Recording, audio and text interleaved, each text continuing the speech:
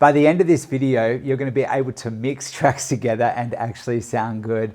So I'm going to cover the main differences between DJ equipment, where to find the best tracks, how to prepare, load, and mix your tracks, plus some basic concepts of DJing that everyone needs to know.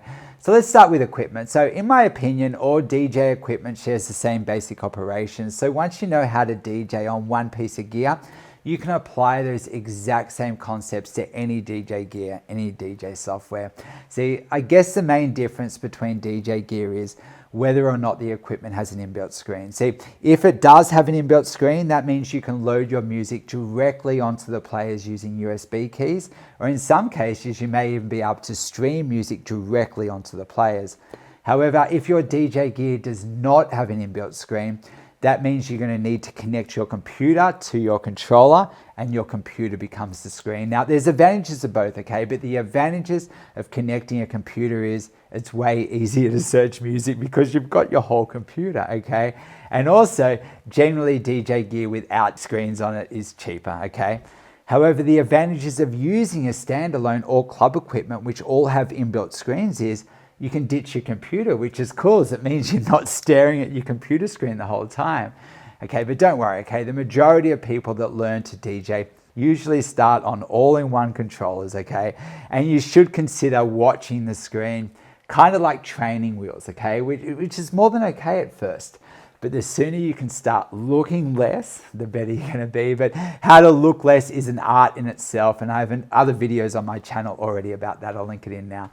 Okay, anyway, okay. So in this video, I'm going to do the walkthrough using an entry-level controller that's hugely popular right now, the DDJ 400. But again, if you have something different, even different like brand, it doesn't matter. All DJ gear shares the same basic operations and layout, okay? So the very first thing you're going to want to know is how do you load tracks onto each player? Now, before I dive into this though, one thing you should note, there are different ways people DJ, okay? So for instance, if you go to a wedding or a function, it's usually just people playing tracks. And while one track plays, the DJ's thinking about what to play next, which can be influenced by the crowd's response. But then when a track ends, they fade out, they hit play on the next. Now, man, that is basic, okay? And I know a ton of people that have made a lot of money from track selection, kind of like being like a glorified jukebox in a way, okay? And they just fade between songs. But if you're watching this, okay, I get the impression you probably want to actually mix your tracks. So as a beginner, if you want to mix and make your transitions sound tight, you're going to want to find club edits or tracks that have intros and outros, as that's a great place to start and it's going to give you more time to beat match and mix in. Now, this is really important if you want to build your confidence as a DJ, especially when first starting out. Now, to get the club edits or extended mixes or even the intro versions of each track, right, you may have to check out DJ pools like BPM Supreme, DJ City, or if you're more into tech house, techno, progressive house, you know, Beatport and Bandcamp. They're also amazing, okay? As all these sites, they're built for DJs. And when you download each track, you can get the extended versions of each track, which is going to be great as it gives you plenty of time to mix in your new track artfully. And trust me, at first, you're going to want as much time as possible. So if you haven't already, make your life a lot easier. Go to a DJ site, download 20 tracks, all club edits with intros and outros, and perhaps even to build your confidence, pick one genre, okay? And maybe tracks that are around the same BPM. As at first, it's really about building confidence and getting your foundations super, super tight. Okay, so let's assume you've downloaded a bunch of tracks, ideally the full edits with intros and outros. I'll then load them into your DJ software. But again, using DJ software, it's a video in itself, and for that matter, so is finding music. So if you want a more thorough walkthrough on everything you need to get started, I'd 100% suggest watching this video to the end. It's going to give you an overview. It's going to get you inspired. That's the main thing, okay? But then you're going to want to dive deeper. And to do that, I'm going to link in my free mini course in the description below, as that has videos that follow a sequence from like picking the right gear or to finding music to different gear walkthroughs, how to prepare your music using DJ software, and even videos on crafting playlists and harmonic mixing, okay? And considering it's all free, it's sensational value. And personally, I haven't seen any other school giving away mini courses of this caliber anywhere. So if you're a new DJ, this mini course, which I've linked in the description below, is honestly the perfect starting point. Anyway, okay, so let's say you've dragged your tracks, hopefully club edits, okay, into your DJ software, okay? Then put them in a playlist, okay? Maybe it's called First Mix, okay? Then you can connect your controller to your computer and you can load up your tracks using your rotary selector. Now, what I'm gonna do now is I'm gonna jump in and do a quick walkthrough of the main features of like both decks and then the mixer. And I'm gonna also show you how to do a mix, and better yet, places you can mix in your new track that give you the best chance of success. And at the end of this video, I'm gonna even show you like more creative mixing techniques to get your creative juices flowing and show you what's possible even for a beginner.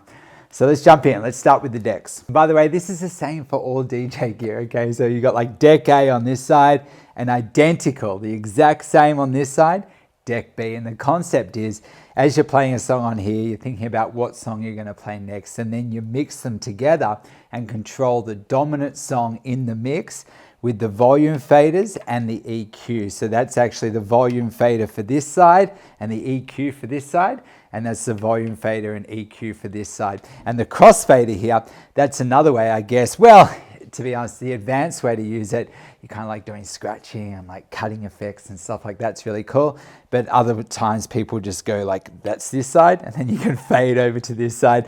Personally, if you're not using it like to do like scratching and cutting effects, I would probably just keep that in the middle and control the volumes with the volume fader. But okay, let's actually jump in. So number one, loading your track. So I've gone and bought, well, actually I went to Beatport, just got a whole playlist here of melodic house and techno. I've got a melodic house and techno set coming up actually. So I just kind of like put a whole bunch of songs in there. I haven't really put them in any kind of order as yet. But the beauty of picking one genre is they're all pretty much around the same BPM, and they're also all club edits. So you've got intros and outros. And like I said, it's really good to build your confidence that way. So what I do is, let's say you click here, you've got your rotary selector, and then see as I turn it, that's just going, and I could select which song I want. But here's the thing, a lot of people, they think, oh, I want to load this first song. So they click the rotary selector. But when you've only got one rotary selector on your controller, if you click it, it actually goes into the playlist section to the side there. So what we'll do is we'll go into that playlist, I click it, and now if I want to load that song, say on this side, I load it. See, there's a little load button for each deck here. So if I load it over here, that puts it onto deck A. So the very first thing we'll look at, so let's just say I hit play. Okay, cool. So that's play, and cue here, kind of like stop, but not only stop, it will take you back to where you started from, okay?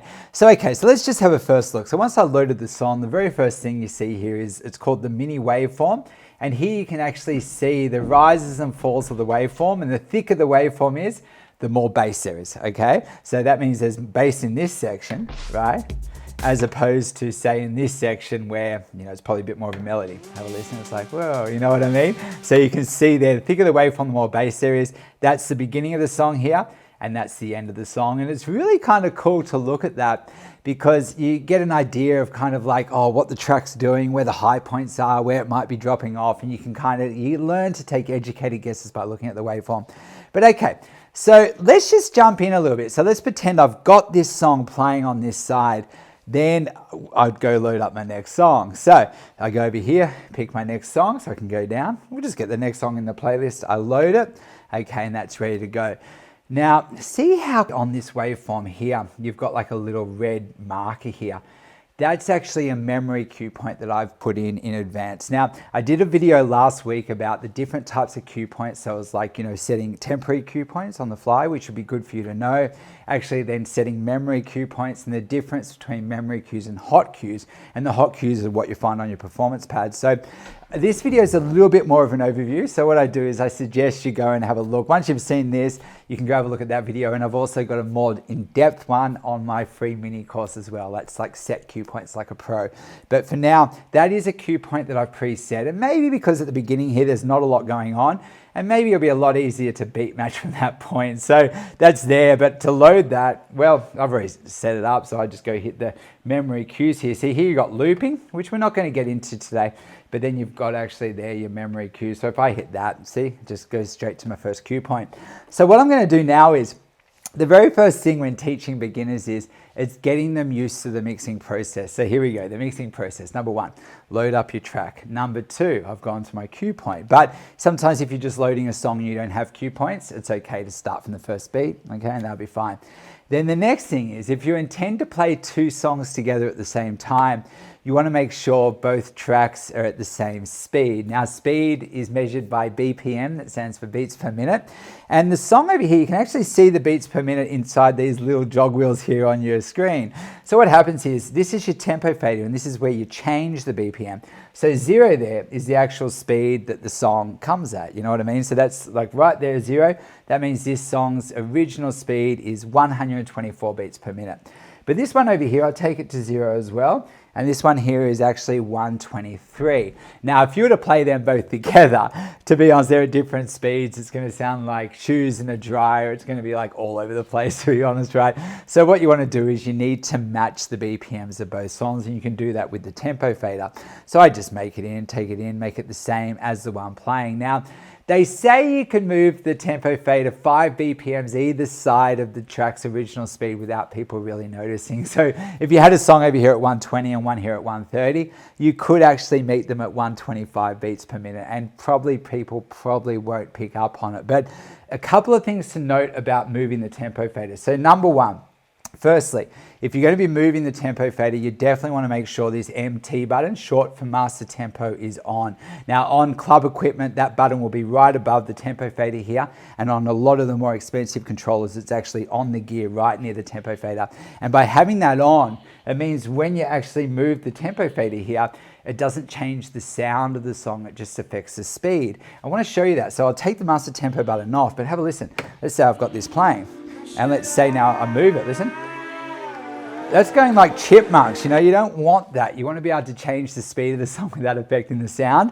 So I just always have that MT on. If ever you move and you're like, oh, fuck, it's chipmunks, just find that master tempo button, or the key lock sometimes for Serato, and make sure that's on at all times. And that means when I move this, listen, it's not changing the sound at all, even if I'm in here in the middle. I move it, see, that's just changing the speed, not the sound. You wouldn't even notice. That's what I'm talking about. You don't want to notice, okay? Now, I can take that off to do pitch transitions, but that's a little bit more advanced. So we'll leave that for now. So I've loaded my song. I've gone to my first cue point, or the first beat of the song for now if you're not setting cues. And then the next thing you do is you match your BPMs. But if you're moving the tempo fader, make sure your master tempo button's on. Okay, cool. That's all pretty good. So now, the next step is, now that the BPMs are the same, let's pretend I've got this song playing over here, and let's now say that I'm going to mix this song into that song. Now we'll talk about where to hit play in a second and your best chances of making it work, but I just want to quickly talk about the concept of beat matching. So beat matching really comes down to two parts. So number one, making sure your BPMs are the same, which we did. But number two, let's say you've gone and hit play on the right beat, but the beats, you've hit play maybe a little bit early or a little bit late, and the beats, instead of being in line with each other, are just a little bit out. And that's when you can use your jog wheel to temporarily speed up and slow down the song. Now, the best way to put an analogy on that is, and I talk about this in my course, I love this analogy, and that is, let's pretend you've got two people marching, okay, together next to each other, but one person's a little bit ahead. You could use, it's like using the jog wheel. It's like going, okay, slow down, mate. You know what I mean? Or, you know, getting those two people together. I know that sounds odd, but it's just putting a visual on it. So let's say your beats are ahead. You can use your jog wheel to kind of like nudge the song forward or back to get those beats aligned. So how about we practice the beat matching just quickly? Okay, so for now, you know what? I might just loop it back to the beginning. Okay, so I'm just going to hit the out. Okay, and that's just, it's good to practice sometimes your beat matching just on beats. And then what I'll do is, I'd normally do this in my headphones by plugging my headphones in there, and that's to hear each one in your headphones. So I could put them both in my headphones, and I'd probably have that down, hit play, beat match without people hearing it. And once they're in sync, I bring it up. But for now, I want to show you, actually, I want you to hear it. So let's come in, it's called now, these red dots are called, they're the first beat of each bar. So it's more like, 1, 2, 3, 4, bang, okay? Then you'll see I've hit play and the BPMs, they're the same, but then it's not quite in line. So then what happens, I hop on here, and if I go one way, that actually sounds better. But let's say you went too far, it sounds worse. You know what I mean? This would all be in your headphones. But this is a part of the mixing process, is knowing how to beat match. So I'm in there, I'm like, okay, you line it up. Now, if you want a video actually on how to beat match, I'll link that in now. And it's also in my free mini course as well. So, okay, so what would happen is you load up your song, you go to your cue, you check your BPMs are the same. Then when you're ready, you can hit play, right? You beat match in your headphones, and then you use your volume faders and you EQ to control what the dominant song in the mix is. Now, this is a bit more of an overview, but there's two ways to control the dominant song. So one way is just with your volume faders. So you got this one ready, you hit play, you beat match it. When you're ready to introduce it, bring in your volume fader and control the dominant tracks with your volume fader, or like I said before, with the crossfader. But I just think let's leave the crossfader in the center for now and do it with our volume faders. But here's the thing, with a little controller like this and on little speakers, you could probably get away with just doing volume faders. But if you were to play in a club, okay, and all of a sudden you're not touching the EQ and you're just using volume faders, and let's say both tracks are kind of full on with a lot of bass, you come and bring it in, it's like, whoa, it's too much. And that's where you can use your EQ to control, to maybe take the edge off the song, to make it kind of less. So the EQ, short for equalizer, and it controls different frequencies in the sound. So what you've got is, say here, you got that's your high frequency. Let's go a bit further in. Okay, take that out. That's all kind of like the top end, like the kind of sounds. I'd say taking that out, so like softening it a little bit, okay? Then you got the mids, which is like the melodies and the vocals. See, I like calling that one the personality. Takes out the personality, right? And then this one here, that's the bass, the lows, and you take that out, kind of like takes out that bass, makes it a little less intense. Now, I go right into EQ mixing in my course big time. Man, I love EQ mixing. But the very first step to EQ mixing is probably what everyone does, right? And that is bass swapping. And that means you bring out the bass, for the track that you're about to bring in. That means when it comes in, it's coming in, it's sitting in the background.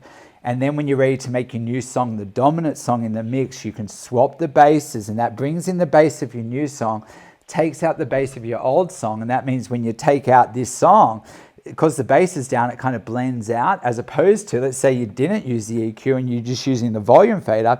Sometimes it's a little clunky. You take out the volume, it's like, oh, you hear it. You know what I mean? So using the EQ definitely makes your transitions a lot more flawless.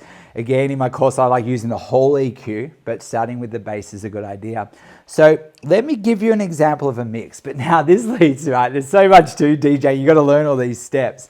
But here's the thing. Let's say then, this song over here to the left is playing. Whenabouts in this track do I mix in my new song? Now, what songs you play, how much of each song you play, how long you're playing both together for.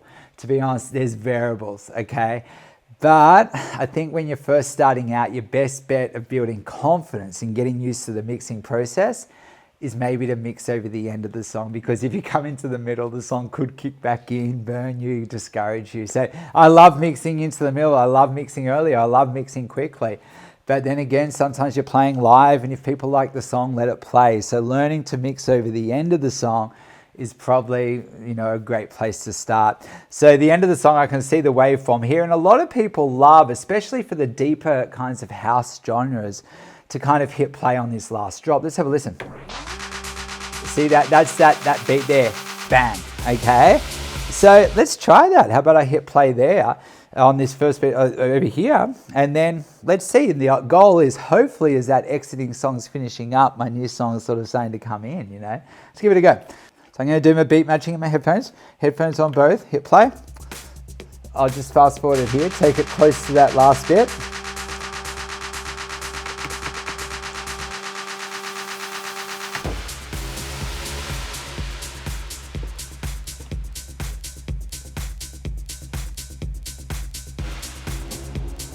Okay, Then once I've done that, I could reduce the bass for the one I'm going to bring in, and then maybe start mixing in. And because the bass is down, and because it's an intro on my new song, you're probably not hearing a lot right now. It's definitely sitting in the background. Now the next question is, when do you swap the basses? You don't want to go too soon. You don't want to cut this chorus in half, okay? So this song's still going, and I'm like, when I feel it's starting to fade out, that might be a good time to swap the basses and put my new song on top. I think now let's feel the changes. All taught in my course, but yeah, let's go for it. Nice. And see, I've made it pretty clean, man. Like, that's the thing. With EQ mixing, it's easy. I'd love to hop onto these ones, but one step at a time. I might even fade this one out. Beautiful. Okay, now let's go into the mixing process. So I reset the bass on my old song so I can basically hear it when I beat match. I've got my headphones on both there anyway. That's a good place to start, just hearing both songs together in your headphones. And now I'm going to go load another song. Let's go get the next one. So I load the song. Now, if you're not sure which side to load it on, just look where the volume is. The volume's on this side, so that means this song's playing. So I'm just going to load it onto the other deck here. So I load it. Now I hit Q, and this one doesn't have a Q, so it's just going to start from the first beat there. It's pretty cool. So I load the song, so I've got the first beat loaded, and then basically I just match up the BPMs. I can do that visually. I just get, as close as I can. That's pretty good. Okay, and see how there on those ones it's got 124.05 and 124.01. On Club Gear, you've only got 1 decimal point, so it's like 124 point whatever, right? So on here, that second decimal point, as long as that first decimal point matches, sometimes I'm not too fussed about that second one, and that means if the beats drift a little bit apart, you can always beat match a little bit. It's kind of fun. It feels a little bit more organic that way. But okay, so I've got this song ready. I've loaded the song. I've loaded the cue point. It's got the cue point from the beginning. I've got my BPMs the same. And now it's like, whenabouts in this track do I mix? Now, for now, I think a good place to start. Might not always work, but it's your best chance as a beginner, or build your confidence. Maybe we just fast forward it to this last drop. Okay, you see that coming up? Okay.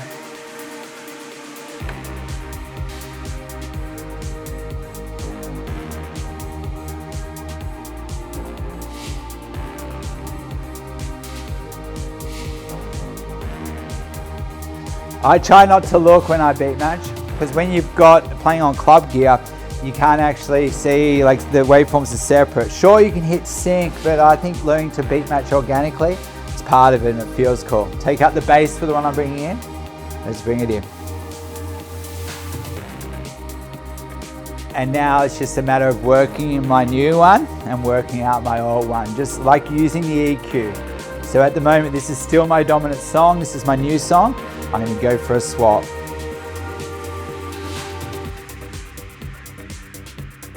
Okay. Okay. So another thing to note too, so just do that, and then when you're ready, just fade it out. And I'd suggest just doing that to start with, okay? But another thing to note too is, see how there's these green things here, the keys? That's also explained in my mini course. So I've got this whole video on harmonic mixing. That's definitely, yes, it helps. It's not the be all and end all, but as a beginner, it's probably going to improve your chances of songs sounding good together. Anyway, check out my video on that. To be honest, I think that's a pretty good start, but here's the thing, where beginners all go wrong, man, they go straight for their performance pads, okay? And that means messing around with effects, messing around with hot cues, and doing all that. And I'll be honest, I think performance features are amazing. I love them. But if you don't know how to kind of, like, your core foundations, your mixing process, you don't know how to do kind of like a transition, you don't know how to make it clean without that, good luck with that helping you. Like doing, if you don't, you need to, this is like building on your core foundations. That's what my course is all about. See, that's the problem with YouTube a little bit. Like, it's great. You get all these like little bits here and little bits there, and but I think honestly, from teaching the one-on-ones for a lot of my life, people really do respond well to a structure and a sequence. And this here's kind of a bit of a mashup of a lot of ideas put together to kind of, and you'll probably be able to follow it and probably be able to get good, but it's not always going to work, because you know, there are some, you know, to be honest, like setting cue points and mapping your tracks and getting it very creative. That's one way as well. Adding performance features, but like we're only really skimming the surface here. Okay, that's just a taste to get you thinking. But if you like the way I teach and you feel you'd benefit from a more organized approach, 100% check out my courses, okay? I've got this program that gets people club ready in 4 weeks, even if they've got zero experience. But let's say you kind of already feel capable behind the decks, okay, but you want to DJ better, then check out my advanced performance pack, okay? So I'm going to link in my courses page in the description below. But this week, being Black Friday, there are some really epic discounts, which makes this the perfect opportunity for you to take action and make some real progress between now and the end of the year. Anyway, thanks again for tuning in and for being part of the ever-expanding Club Ready tribe. My name's Andrew, if you don't already know. Anyway, thanks guys. See ya.